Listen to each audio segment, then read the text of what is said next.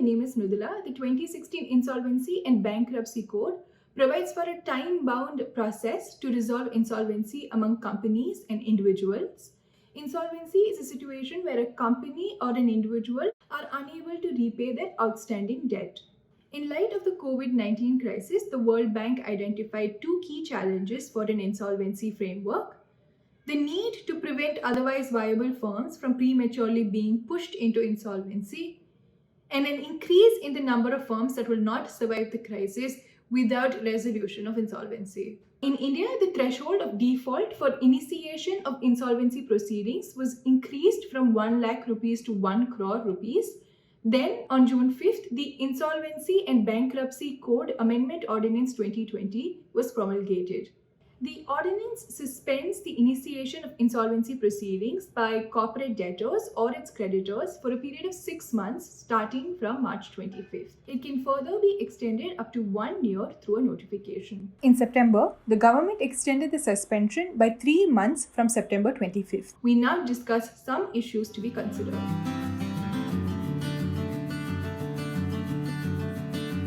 On the one hand, there is a need to protect companies which were viable before the pandemic. Such companies should not be prematurely pushed into insolvency. On the other hand, a complete suspension of insolvency proceedings may take away a distressed company's opportunity to seek recourse under the IBC framework. For certain companies, the delay in initiating insolvency may lead to a further deepening of their financial stress and resultant loss in value. The ordinance states that it is difficult to find an adequate number of resolution applicants during this period, but however, there are other outcomes to an insolvency resolution process, such as debt restructuring, which does not require a resolution professional. For instance, in the UK, the insolvency law was amended in June 2020 to provide certain types of restructuring options for companies facing difficulty.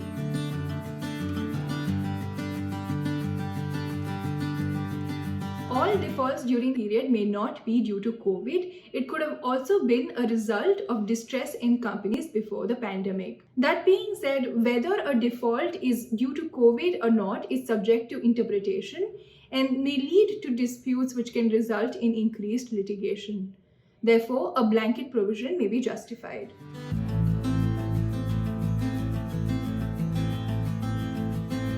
The corporate debtor may be better placed to assess whether or not the recourse under the insolvency framework is necessary. In fact, a voluntary and timely initiation of insolvency proceedings by the corporate debtor could maximize the benefits for the debtor as well as the creditors. It must be noted that in countries such as Spain, France, and Germany, while creditor-initiated insolvency proceedings were restricted, voluntary insolvency proceedings by the debtor have been allowed.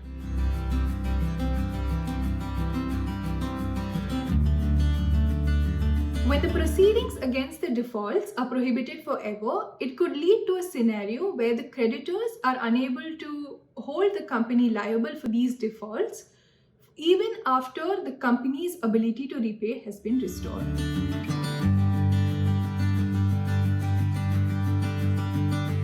Lastly, though the ordinance prohibits the initiation of insolvency proceedings against a debtor, the same immunity is not extended to the personal guarantor of a corporate debtor. The question is whether the personal guarantor should be held liable for defaults when the original debtor itself cannot be held liable. A full summary of the bill is available in the description below. For more information on other bills and updates on Parliament, please visit our website prsindia.org.